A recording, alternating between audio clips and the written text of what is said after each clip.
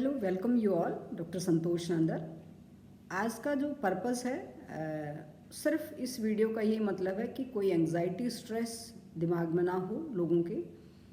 और क्योंकि डीमोनेटाइजेशन के ऊपर हमने वीडियो बनाई थी और डिस्क्रिप्शन लिंक में आप देख सकते हैं उसके क्या फ़ायदे हैं क्या नुकसान हैं। और स्पेसिफिक जो पर्पज़ है आज की वीडियो का, रिजर्व बैंक ऑफ इंडिया ने 2000 के नोट वापस लिए हैं कि उसका लीगल टेंडर ख़त्म हो जाएगा सितंबर 30, 2023 के अंदर। 23 के बाद वो जो 2000 का नोट है उसका कोई भी लीगल टेंडर नहीं होगा और सर्कुलेशन में नहीं होगा। तो सिर्फ इस वीडियो का मतलब यही है कि जो अभी अभी जो स्टेटमेंट आई है रिजर्व बैंक ऑफ इंडिया के गवर्नर की, कि जो डेटा अवेलेबल है उस डेटा के अंदर क्या है कि टोटल जो करेंसी है उसका 2000 के नोट सिर्फ 10.8% है और 10.8% करेंसी के बहुत ज़्यादा इम्पैक्ट दिखाई हमें नहीं देंगे। क्यों? क्योंकि डीमोनेटाइजेशन अपने आप में that's not a good thing.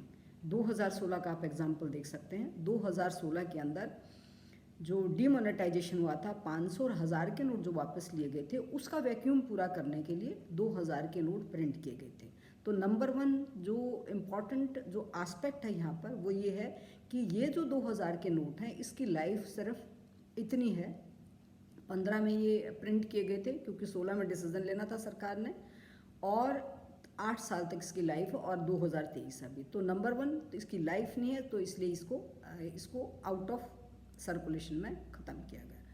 दूसरा क्या है कि इसका जो नंबर है वो सिर्फ ओनली 10.8% है, तो इसका ज़्यादा इम्पैक्ट दिखाई नहीं देगा क्योंकि डीमोनेटाइजेशन के अपने आप में बहुत ही खतरनाक इसके इम्पैक्ट होते हैं कि इकोनॉमिक ग्रोथ स्लो डाउन हो जाता है, लोगों की जॉब जाती हैं, सरकार का खर्चा बढ़ता है तो सरकार और टैक्स लगाती है, इन्फ्लेशन भी बढ़ने के चांसेस रहते हैं।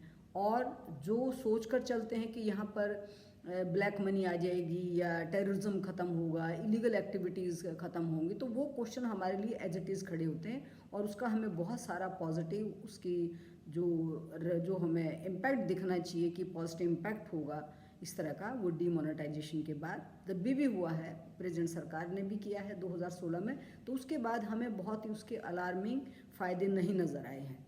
और रिजर्व बैंक ऑफ इंडिया की पीछे स्टेटमेंट थी जो सरकारी डेटा है, उस सरकारी डेटा के अंदर क्या है कि 93% जो मनी है वो वापस आई है बैंक्स के अंदर जो डीमोनेटाइज की थी सरकार ने। तो इसलिए ब्लैक मनी का भी जो एस्पेक्ट है वो वहाँ पर कोई दिखाई नहीं देता है। तो इसलिए जो अभी रिजर्व बैंक ऑफ इंडिया के जो गवर्नर की जो स्टेटमेंट है कि only 10.8% that will minimal impact on the economy. Secondly क्या है कि जो 2000 के नोट हैं उनकी लाइफ भी 8 साल ही थी, तो इसलिए उनको स्क्रैप करना बहुत ज़रूरी था। थर्ड जो इम्पॉर्टेंट थिंग है कि अभी तक, हालांकि ये अभी टाइम जो निकलता जाए क्योंकि 23 मई से तो शुरू होना है वो एक्सचेंज, जो सरकार जो रिजर्व बैंक ऑफ इंडिया ने जो डेडलाइन फिक्स की है कि 23 मई से शुरू होगा, तो उसके बाद पता चलेगा कि क्या 2016 वाली सेम सिचुएशन आएगी। लोगों को इतनी जो लाइन में खड़ा होना पड़ा था, लोगों को रेस्टलेसनेस थी उनके दिमाग के अंदर, तो ये उसके बाद ये का फेज़ ये शुरू होगा। और जब ये फेज़ शुरू होगा तब हमें इसका इम्पैक्ट नज़र आएगा कि क्या वो सेम सिचुएशन है या वो डिफरेंट सिचुएशन है। लेकिन अभी तक की जो सिचुएशन है वो ये है कि सभी जितने भी ब्रांचेज हैं बैंक्स की, उनको इंस्ट्रक्शन दी गई है कि कॉमन मैन को किसी भी तरह की कोई भी परेशानी ना हो, और those who are coming to deposit their money back उसके ऊपर सेम रूल लागू होगा। क्योंकि जब भी आप बैंक के अंदर पैसे जमा कराने जाते हैं तो 50,000 से ऊपर, जब भी 50 या 50,000 से ऊपर आप कैश जमा कराते हैं तो आपको अपना पैन नंबर देना पड़ता। तो same instruction that will be applicable on this 2000 rupees का नोट यदि आप बैंक में जमा कराना चाहते हैं। दूसरा, यदि उसको एक्सचेंज करना चाहते हैं तो एक दिन में सिर्फ 20,000 के नोट ही एक्सचेंज कर सकते हैं, और उसके लिए भी same rules and regulations applicable होंगे जो रिजर्व बैंक ऑफ इंडिया ने बैंक्स को गाइडलाइंस जो है इशू की है। तो इसलिए till date don't be any stressed out.